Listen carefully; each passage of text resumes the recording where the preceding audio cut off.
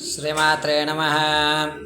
ओं धनमग्निर्धनं वायोर्धनं सूर्योधनं वसुः धनमिन्द्रो बृहस्पतिर्वर्णं धनमस्नुते वैनतेय सोमं पिबतूर्त्रः सोमं धनस्य सोमिनो मह्यं ददातु सोमिनी न क्रोधो न च मात्सर्यं न लोभो न शुभामतेः।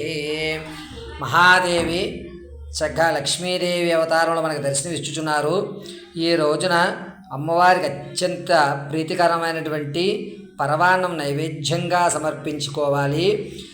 శ్రీనివాసుని యొక్క హృదయ వృక్షస్థల స్థిర నివాసి మహాలక్ష్మి నమో నమః అని చెప్పుకొని చక్కగా మీ మనోవాంఛను చెప్పుకోండి.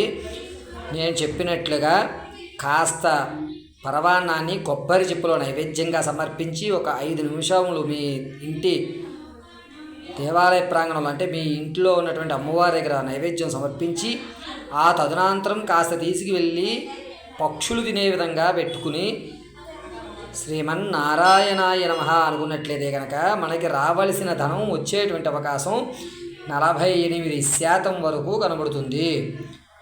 శ్రీచక్ర అనుగ్రహం అనేటువంటి ఛానల్ సబ్స్క్రైబ్ చేసుకోండి. చక్కగా అమ్మవారి అలంకరణ చూసి ధన్యులయ్యి మీ యొక్క జీవితాల్ని చరితాత్మం చేసుకోండి. పరమేశ్వరార్పణమస్తు.